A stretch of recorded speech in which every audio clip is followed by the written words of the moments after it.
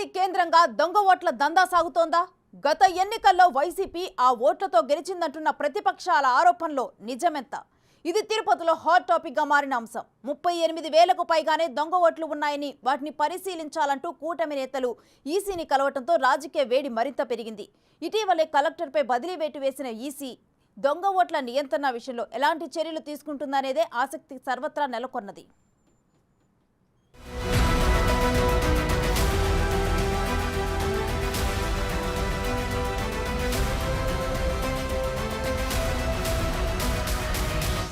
తిరుపతి లోక్సభ ఉప ఎన్నికల్లో దొంగ ఓట్ల దందాను అధికార పార్టీ కొనసాగిస్తోందని ప్రతిపక్షాలు ఆరోపిస్తున్నాయి.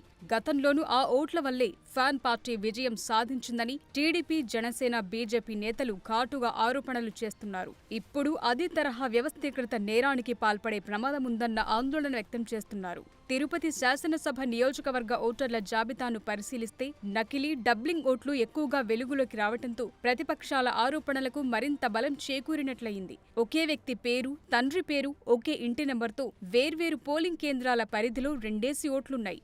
ఓటరు పేరు, తండ్రి పేరును ఆంగ్ల అక్షరాల్లో కొద్దిగా మార్చేసి రెండేసి పించిన విషయాలు బయటకు రావడంతో జనసేన, టీడీపీ ఆగ్రహం వ్యక్తం చేస్తోంది. నియోజకవర్గంలో ఇలాంటి ఓట్లు 38,493 ఉన్నట్లు ప్రతిపక్షాలు గుర్తించినట్లు సమాచారం.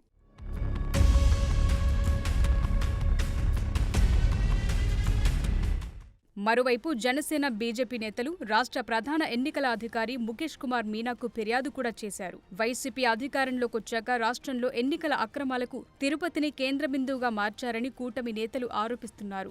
లోక్సభ ఉప ఎన్నిక, స్థానిక సంస్థల ఎన్నికలు, పట్టభద్రుల ఎమ్మెల్సీ ఎన్నికలు, టౌన్ బ్యాంక్ ఎన్నికలు ఇలా ప్రతి సందర్భంలోనూ పెద్ద ఎత్తున అక్రమాలు చోటు చేసుకున్నాయని ఆరోపిస్తున్నారు. పోలింగ్ నాటికి ఈ ఓట్లు జాబితాలో లేకుండా చూడాల్సిన బాధ్యత ఎన్నికల సంఘంపై ఉందని చెబుతున్నారు.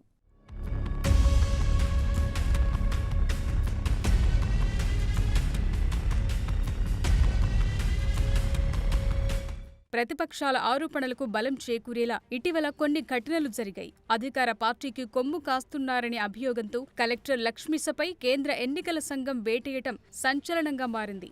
ఆయన్ను ఎన్నికల విధుల నుంచి ఈసీ పక్కన పెట్టింది. ఆ స్థానంలో సంయుక్త కలెక్టర్ ధ్యానచంద్రకు బాధ్యతలు అప్పగిస్తూ ప్రభుత్వం ఉత్తర్వులు జారీ చేసింది. రేణిగుంట సమీపంలోని చంద్రగిరి ఎమ్మెల్యే చెవిరెడ్డి భాస్కర్ రెడ్డి ఆధీనంలో ఉన్న గోదాములు వైసీపీకి చెందిన సామగ్రి, తాయిలాలు పెద్ద ఎత్తున పట్టుబడ్డాయి. ఎక్కువ పరిమాణంలో సామాగ్రి ఉన్నా చాలా తక్కువ చూపించారని ఆరోపణలున్నాయి. ఎమ్మెల్యే చెవిరెడ్డి భాస్కర్ రెడ్డికి అనుకూలంగా అధికారులు తూతూ మంత్రంగా పంచనామా చేసి వదిలేశారని ఆరోపణలు చేయగా, జిల్లా ఎన్నికల అధికారి అయిన కలెక్టర్ లక్ష్మీష కనీసం గోదాము వద్దకు వెళ్లకపోవటం చర్చనీయాంశంగా మారింది.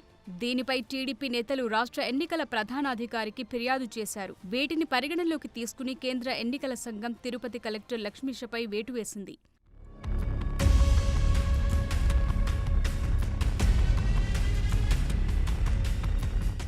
మరోవైపు తిరుపతి లోక్సభ ఉప ఎన్నికల సమయంలోనూ అధికార వైసీపీ ఈఆర్ఓ లాగిన్, పాస్వర్డ్ను తీసుకుని యాబ్సెంటీ ఓటర్లకు సంబంధించిన 32,000కు పైగా ఎపిక్ కార్డులను అక్రమంగా డౌన్లోడ్ చేశారని ఆరోపణలున్నాయి. వాటిపై ఫోటోలు మార్చేసి వేల సంఖ్యలో దొంగ ఓట్లు వేయించారని ప్రతిపక్షాలు ఆరోపణలు చేశాయి.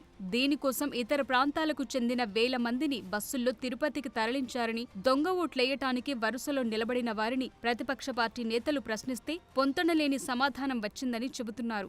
గట్టిగా నిలదీసేసరికి అక్కడ్నుంచి పరారయ్యారని, ఇప్పుడు అదే తరహాలో దొంగ ఓట్లు వేయించే పన్నాగంలో భాగంగానే భారీగా దొంగ ఓట్లను చేర్పించారన్న అనుమానాలు వ్యక్తం చేస్తున్నారు. దీనిపై ఈసీ దృష్టి సారించాలని కూటమి నేతలు డిమాండ్ చేస్తున్నారు. జాబితాను 1కి 2 సార్లు పరిశీలిస్తే నకిలీ, డబ్లింగ్ ఓట్లు బయటపడే అవకాశముందని చెబుతున్నారు.